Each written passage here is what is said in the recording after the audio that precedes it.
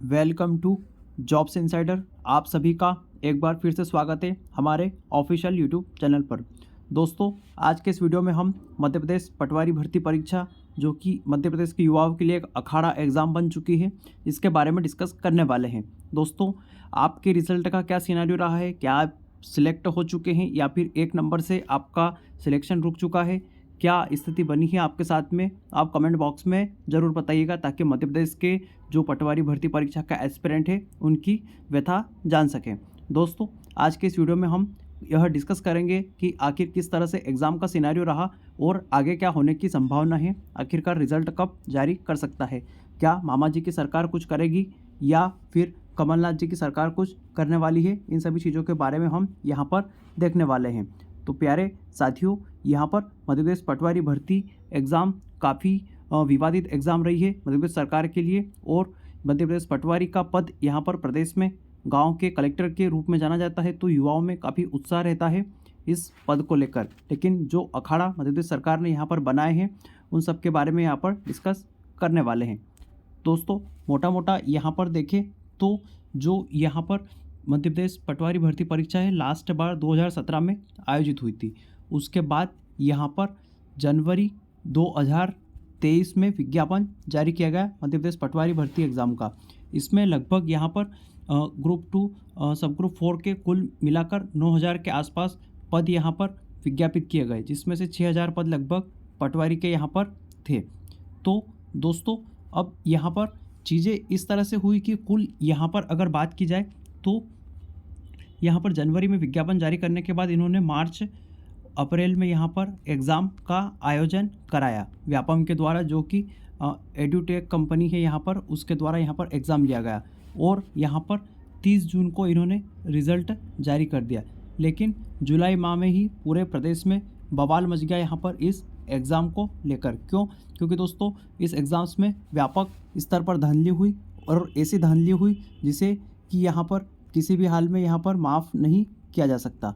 दोस्तों, अब यहाँ पर बात ये हुई कि यहाँ पर इतने बड़े बवाल के बाद यहाँ पर प्रदेश में युवाओं ने काफ़ी विरोध किया। उसके बाद सरकार ने यहाँ पर एक कमेटी का गठन किया और यहाँ पर सरकार ने कहा कि आप 31 अगस्त तक हमें रिपोर्ट सौंपिए। लेकिन बात ये हुई कि 31 अगस्त तो क्या, अगस्त के बाद सितंबर माह आता है और उसके बाद अक्टूबर माह भी आज यहाँ पर लगभग समाप्त होने की कगार पर है। कोई रिपोर्ट यहाँ पर कमेटी ने नहीं सौंपी। तो दोस्तों, अब पटवारी भर्ती परीक्षा को सरकार ने जानबूझकर लटकाया है, क्योंकि इसमें काफ़ी व्यापक स्तर पर धांधली हुई है। और दोस्तों, अगर ये सब चीज़ें सामने आती है चुनावी माहौल में, तो मध्य प्रदेश में काफ़ी सरकार को यहाँ पर जवाब देना पड़ जा सकता है पटवारी एग्ज़ाम्स के कारण। तो दोस्तों, अब क्या होगा? यहाँ पर जांच कमेटी ने तो जैसे तैसे लिपापोती करके टाइम पास करके यहाँ पर टाइम निकाल दिया और आचार संहिता मध्य प्रदेश में लग गई है। अब आचार संहिता लगने के बाद सरकार तो चुनावी कार्यक्रम में व्यस्त हो गई, और जितने भी अधिकारी कर्मचारी हैं वो भी यहाँ पर अब पूरी तरह से चुनावी कार्यक्रम में व्यस्त हो चुके हैं। तो दोस्तों, अब यहाँ पर रिज़ल्ट आने की तो अब कोई संभावना यहाँ पर अभी नहीं है। अब रिज़ल्ट आएगा दोस्तों, अगर यहाँ पर अभी सब कुछ कंप्लीट हो गया, जांच सब हो चुकी है, तो रिज़ल्ट आ सकता है यहाँ पर दिसंबर माह में चुनाव निपटने के बाद। लेकिन उसकी शर्त एक ही है कि सरकार वापस बीजेपी की बने, यानी शिवराज सिंह चौहान मध्य प्रदेश के वापस से मुख्यमंत्री बने। लेकिन इस कंडीशन में क्या होगा दोस्तों, यहाँ पर अगर यह सरकार बनी तो रिज़ल्ट किसी भी तरह से अब जारी हो सकता है, क्योंकि अब सरकार को किसी भी तरह का कोई भी डर यहाँ पर नहीं रहेगा। अब जो रिज़ल्ट जारी होगा उस रिज़ल्ट को आपको मानना ही पड़ेगा। हो सकता है कमेटी यहाँ पर ये बोल दे कि कोई फर्जीवाड़ा नहीं हुआ है और फेयर एग्ज़ाम हुई है, तो रिज़ल्ट यहाँ पर जैसा पहले था उसी रिज़ल्ट को यहाँ पर अपग्रेड करके ज्वाइनिंग करा दी जाएगी। तो इसमें हमारे भाइयों के साथ में अन्याय हो जाएगा, जो यहाँ पर 1 नंबर से रुक चुके हैं या 2 नंबर से जिनका सिलेक्शन रुका है। क्योंकि दोस्तों, यहाँ पर क्लियर दिख रहा है कि व्यापक स्तर पर इन्होंने फर्जीवाड़ा एग्ज़ाम्स में किया है। अब दोस्तों, यहाँ पर ये सब चीज़ें इसलिए होल्ड की गई है ताकि चुनाव निपट जाए। लेकिन मान लीजिए कि यहाँ पर अगर INC यानी इंडियन नेशनल कांग्रेस की सरकार आती है और कमलनाथ जी यहाँ पर मुख्यमंत्री बनते हैं मध्य प्रदेश के, तो यहाँ पर यह एग्ज़ाम पूरी तरह से निरस्त कर दी जाएगी। ऐसा इसलिए क्योंकि दोस्तों, कमलनाथ जी को भी अपोजिशन को भी पता है कि इस एग्ज़ाम्स में काफ़ी व्यापक स्तर पर धांधली हुई है, 15-15 लाख रुपए में काफ़ी पेपर यहाँ पर बिके हैं। तो दोस्तों अगर ये सब चीज़ें हुई तो सरकार डेफिनेटली इस एग्ज़ाम्स को निरस्त करेगी और फिर से एग्ज़ाम का यहाँ पर आयोजन होगा। तो दोस्तों अगर यहाँ पर कांग्रेस की गवर्नमेंट आई तो फिर से एग्ज़ाम होगी, यह 100% तय है लगभग चीज़ें। क्योंकि यहाँ पर कोई भी एग्ज़ाम में जो गंदगी हुई है उसको कोई भी सरकार अपने माथे पर नहीं लेना चाहेगी और पुराने एग्ज़ाम्स के जो पुराने जो पाप है उसे भी सरकार यहाँ पर धोकर अपना यहाँ पर नाम बनाना चाहेगी। लेकिन इस गवर्नमेंट के आने की कंडीशन में यहाँ पर दोस्तों दो चीज़ें यहाँ पर हो सकती है।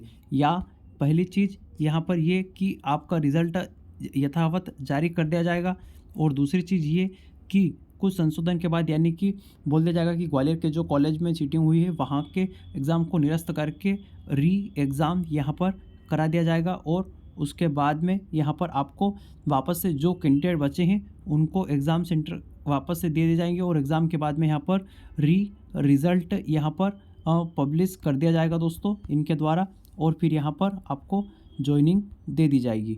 लेकिन अगर बात करें इस एग्ज़ाम्स की इस गवर्नमेंट की तो यहाँ पर अगर यही सरकार रही तो आपको जनवरी या फिर मान लीजिए फरवरी मार्च में यहाँ पर आपको फाइनल रिज़ल्ट देखने को मिल सकता है। लेकिन अगर नई गवर्नमेंट आई यहाँ पर आपकी तो आपको रिज़ल्ट के लिए मार्च अप्रैल माह का इंतज़ार करना पड़ सकता है क्योंकि वापस से वही शेड्यूल होगा, पुराने वाला साल की ही प्रक्रिया पूरी दोहराई जाएगी, फिर से वही जनवरी का वर्ष आ जाएगा और फिर से वापस से एग्ज़ाम्स की एजेंसी यहाँ पर सिलेक्ट होगी और फिर नए तरीके से यहाँ पर एग्ज़ाम का आयोजन होगा। दोस्तों अब जो साथी हमारे 1 या 2 नंबर से जिनका सिलेक्शन रुका है वो अगर यहाँ पर री एग्ज़ाम भी होती है इन द सेंस कि जो खाली सेंटर जो जहाँ पर चीटिंग हुई उनकी एग्ज़ाम होती है तो भी यहाँ पर आपको फ़ायदा देखने को मिलेगा क्योंकि नॉर्मलाइजेशन में आपके नंबर सही हो जाएंगे अगर फेयर एग्ज़ाम अब हुई है। लेकिन अगर नए सिरे से एग्ज़ाम होती है तो उसका कुछ नहीं बोल सकते दोस्तों, किस तरह से पेपर होंगे, क्या होगा, क्या चीज़ें नहीं होगी, उनका कुछ भी यहाँ पर नहीं हम डिस्कस कर सकते हैं। लेकिन साथियों यहाँ पर एक चीज़ तो तय है कि अब 2023 में आपकी नौकरी नहीं लगने वाली है किसी भी हाल में मध्य प्रदेश पटवारी भर्ती कक्षा में। तो 2023 भी आपका समाप्त हो चुका है, खाली निकल चुका है 2017 के बाद में। तो 17 के बाद दोस्तों 18, 19, 20, 21, 22 और 23 1, 2, 3, 4, 5, 6 वर्ष पूरे समाप्त हो चुके हैं और जो 7वां वर्ष 2024 जो चालू होगा उसमें क्या संभावना बनेगी, कब आपकी नौकरी लगेगी, इस बात की हम भविष्यवाणी आज से नहीं कर सकते हैं क्योंकि दोस्तों मध्य प्रदेश सरकार और मध्य प्रदेश का जो यहाँ पर कर्मचारी चयन मंडल जिस तरीके से काम करता है उस तरीके से कोई भी एक्सपेक्टेशन यहाँ पर नहीं की जा सकती इस आयोग से कि यहाँ पर कैसे रिजल्ट यहाँ पर जारी होगा।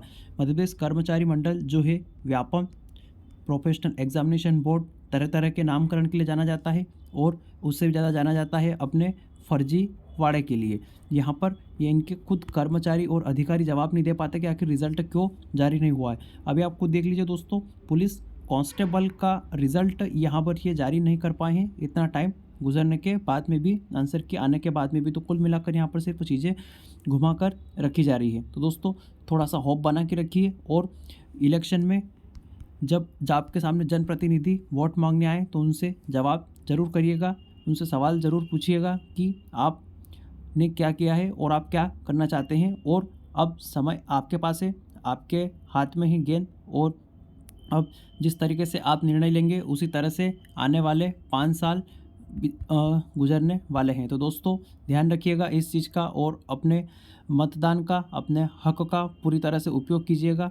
और यहाँ पर अब इंतज़ार कीजिए कि यहाँ पर 2023 के बाद 2024 में स्टार्टिंग में ही आपका रिज़ल्ट देखने को मिल जाए। तो दोस्तों वीडियो में यहाँ तक बने रहने के लिए आप सभी का धन्यवाद। और साथ ही दोस्तों यहाँ पर आप चैनल को सब्सक्राइब अवश्य कर लीजिएगा ताकि हम यहाँ पर इसी तरह की और भी डिस्कस करते हैं दोस्तों। और यहाँ पर हमारी जॉब से संबंधित देश प्रदेश की सभी महत्वपूर्ण जानकारी यहाँ पर उपलब्ध कराई जाती है। तो दोस्तों वीडियो में बने रहने के लिए आप सभी का पुनः धन्यवाद।